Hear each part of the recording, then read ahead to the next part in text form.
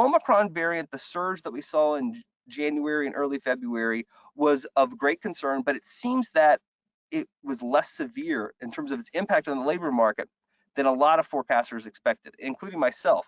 So here's one way to think of it. We have regained 93% of the jobs that we lost during that 2020 COVID recession. So in February of 2020, that salmon colored bar here, we had 152.5 million employed people in the US. That dropped sharply, and we've been working our way up ever since. Right now, the job deficit is 1.6 million. We're at 150.9 million as of March. So we're almost recovered. We're like 99% recovered to where we were just 2 years ago. And so I think we've made a lot of progress in terms of the labor market. And the key aspect here is that it powered through the Omicron surge, that these employment gains in industries like retail and healthcare and restaurants and bars. You're seeing these different lines here. The blue columns are restaurants and bars. The purple, retail. I see at most a really modest impact of the Omicron surge. At most, it really did not have a tremendous impact, it seems. It seems that with vaccination rates elevated and plateaued, with booster shots, with the relatively less severe variant of Omicron, it seems that the US labor market, frankly, shrugged off the most recent COVID surge. So that's an important point.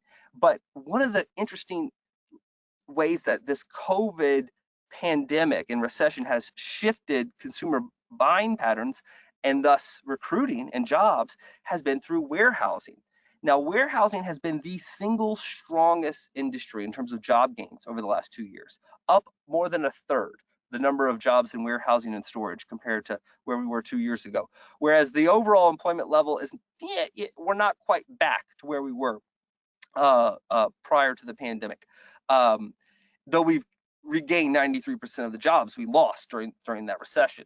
But while warehousing and storage jobs have been just a strong point in the labor market for 2 years, guess what? They've started to moderate. Actually, in March, the overall, what I call e-commerce industries, transportation, warehousing, had a slight decline in employment.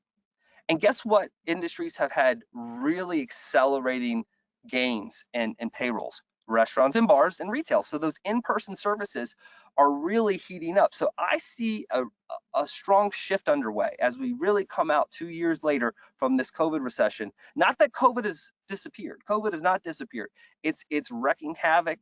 It is still a threat to public health. But in terms of its economic impact, we're seeing a shift back in terms of in-person services, and that matters a lot.